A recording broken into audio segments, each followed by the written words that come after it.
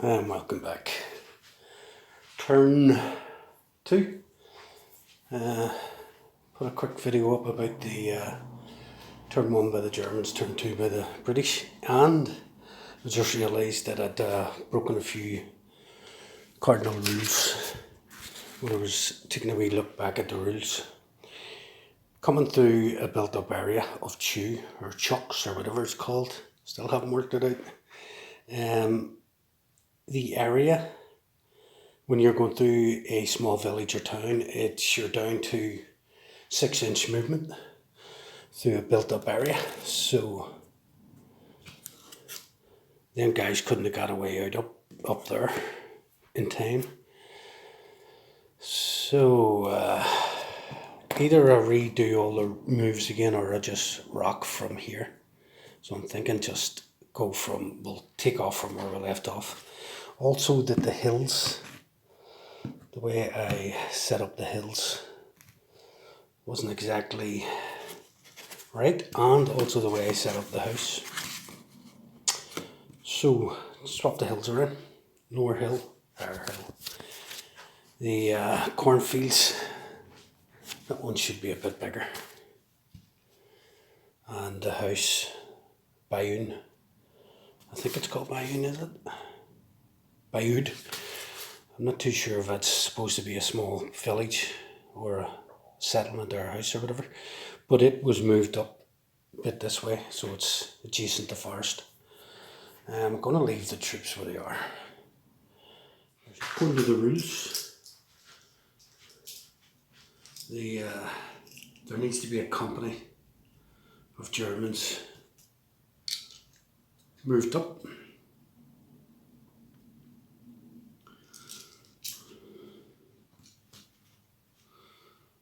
So 6 inches in the built up town, so Mouen, I'll start doing that from now on. Need to read the rules. They're going to disperse.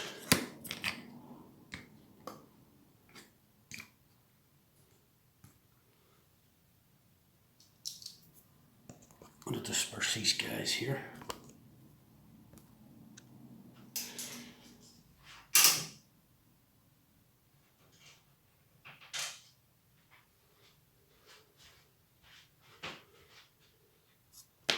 According to the book, the rules in the book, they have to disperse up facing the west.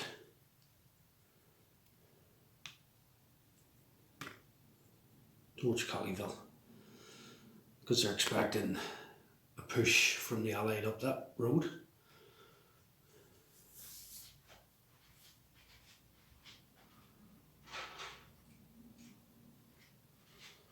And they can disperse up to 3 inches all around.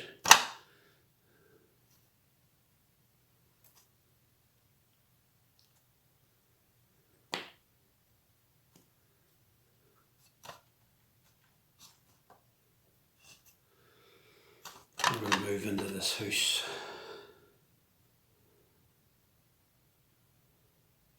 And again, I'm just straight into moving. Because I'm used to the old rules where, in the games we used to play back in the day, 80s, 90s, it was moving fire. And whatever you do in between. So I need to try and get my head around. It's not move. First thing you do in rapid fire is morale. Obviously no morale because there is no fighting. So it's then morale, then observations, chance observations. So these guys here, this squad of Germans, especially these ones on the railway line, they're going to try and spot these guys. Now obviously a big Sherman coming around a corner and its engine bum bum bum bum bum, and the men on the top, you know, it's probably easier to see. So I'm going to try and have them observe the Sherman Firefly. It'll be a crapper if they take this tank out. It's only the start. And the other Shermans are not even in the village. So chance observation.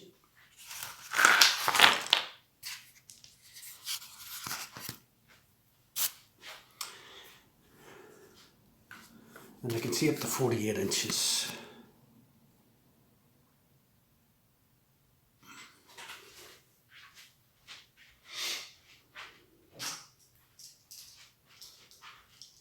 Obviously it's within 48 inches, but I still have to check. 26. Okay, so chance observations. Just gonna quickly browse over them. I know them, but I want to make sure. Targets in cover may be seen automatically or may be observed by a chance test. Only one chance test can be requested by a player on a target in a turn. D6 though is achieved, target is visible to all enemy within 12 inches. Chance test must be taken before any movement. Right, should have done it before, but I'll know it for the next turn. Okay, so visibility of target is line of sight up to 48 inches. Now, line of sight 48 inches. You can definitely see that over the hedgerow.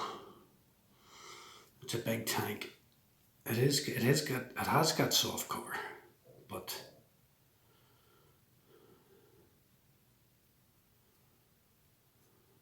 line of sight to infantry, guns and vehicles behind and in contact with hedgerows or walls is blocked if these are high enough to conceal the target. They're not high enough. That's just standard bogage or standard hedges.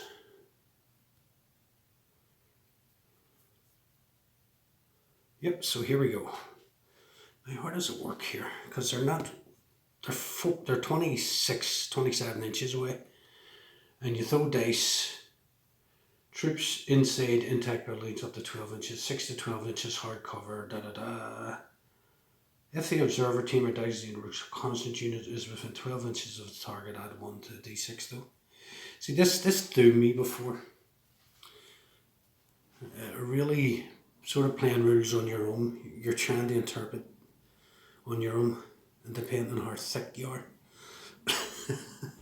you sometimes get them wrong. Now I'm thinking visibility up to a target is line of sight up to 48 inches, 60 inches if they're fired. So, do they see them automatically?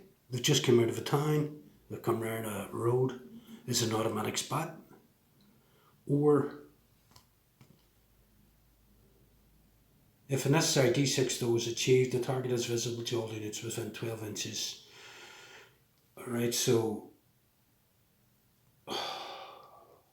I really do need to clarify. I'm just going to take it that it's visible up to 48 inches where to throw, because it doesn't state otherwise. It just doesn't make sense if it's not. So them guys have spotted it. That means everything within 12 inches, which that mortar team, the 80mm mortar, they can definitely spot that Sherman Firefly coming round. So, anybody else? There's nobody else high enough. Oh, the Orbs team. Oh, I forgot about these guys. These guys are for the Nebelwerfers. So, line of sight, they're higher than the railway lane and they're higher than the hedges. 48 inches, up to 48 inches if a target hasn't fired. Oh, I think it might be sinking in. So it's 40 inches to the target. So, yep, they can see that Sherman and they're going to radio in. And a 1 is a fail. Message doesn't get down to the Nebelwerfers. 5 message gets through. So, 2 potential targets on the Sherman Firefly. So we have morale tests, none. Chance observations, none. Smoke shields, we're not firing any. Figures of vehicles are moved. Germans have already done that.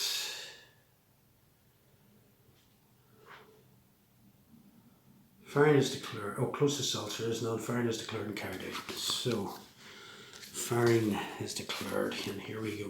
We've got HE first, which is the mortar team, and we've got the Nebelwerfers.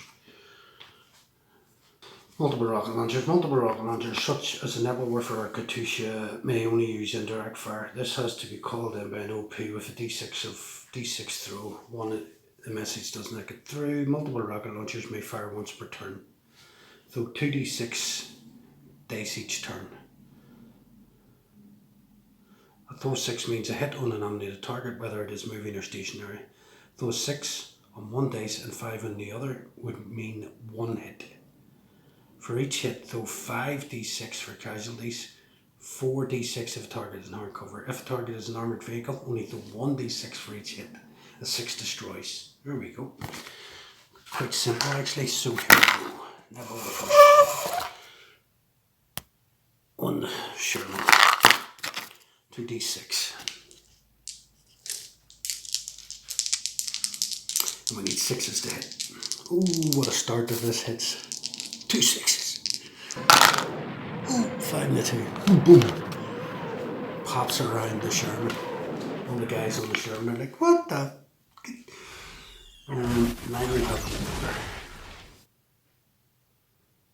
Firing HE direct. Maximum range 48 inches. Most guns firing direct at a target of a maximum range.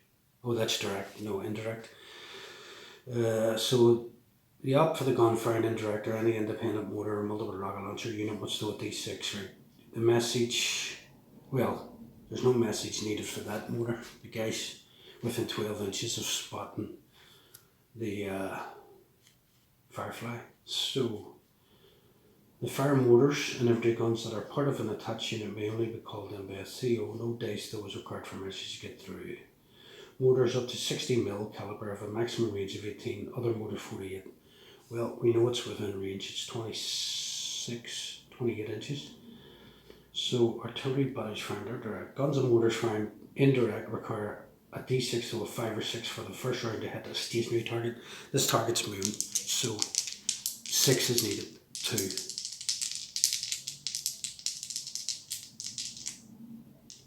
Yeah, so 6 is needed, 2 dice. 5 and a 4. Not doing too well. The Germans in their first go. So yep, that's a miss. So that's the first rounds fired from a German side. And I'll do the British next. Turn 2 part B. I'm going to keep the videos a wee bit shorter because people are not watching the longer ones. Alright, thanks for watching. Bye for now.